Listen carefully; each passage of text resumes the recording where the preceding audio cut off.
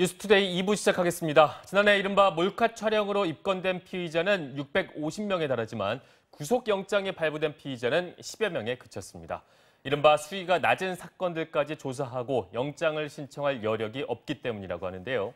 경찰의 미온적 대응에 대한 비판이 커지면서 정부도 몰카 사범에 대한 강력한 처벌을 지시했습니다. 정동훈 기자의 보도입니다. 하루 최대 20만 명이 오가 우리나라에서 유동인구가 가장 많다는 서울 강남역 지하상가. 속옷 가게에서 청치마를 입은 여성을 몰래 촬영하던 20대 남성이 잠복 중이던 경찰에게 붙잡힙니다. 휴대전화에선 다른 여성 수십 명의 사진이 쏟아져 나왔습니다. 거기에 대한 패티시 같은 게 있었어요. 스트레스를 해소하는 그런 느낌도 있고. 찍은 사진이 더 없는지, 인터넷에 유포하지는 않았는지 추가 조사가 필요한 상황. 하지만 경찰은 이 남성을 몇 시간 조사한 뒤 집으로 돌려보냈습니다. 이른바 수위가 낮은 사건들까지 일일이 추가 범행이나 인터넷 유포 여부를 수사할 여력이 없다는 겁니다. 지난 7월 한 남성이 같은 강남역 지하상가에서 촬영한 영상입니다.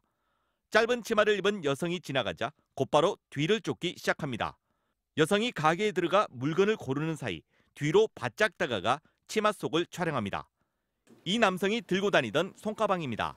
평범해 보이지만 측면에 작은 구멍이 뚫려 있습니다. 가방 안에는 리모컨으로 작동하는 초고화질의 캠코더가 장착되어 있습니다.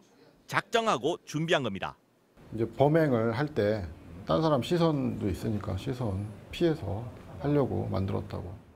노트북에서는 여성의 신체 특정 부위를 적나라하게 촬영한 동영상 수십 건이 추가로 나왔습니다.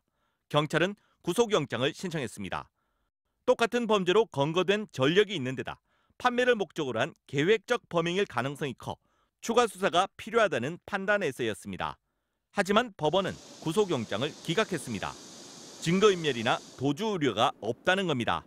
통계를 보니 실제로 불법 촬영 피해자가 수사 단계에서 구속되는 경우는 드물었습니다. 작년에 적발된 불법 촬영 사범은 6,577명. 법원이 구속영장을 발부한 피해자는 2%에 불과했습니다. 자전거에 카메라를 붙여 여학생들을 몰래 찍은 대학 강사는 초범이라서 1년 넘게 버스 정류장에서 여성들을 촬영한 10대는 나이가 어리다는 이유로 구속을 피했습니다. 심지어 10명 중 7명은 정식 재판도 받지 않았습니다. 검찰이 기소하지 않고 그냥 풀어준 경우가 65%로 훨씬 많았습니다. 최근 법무부 장관이 앞으로 불법 촬영 사범에 대해서는 법정 최고형을 구형하라고 대검찰청에 지시했습니다.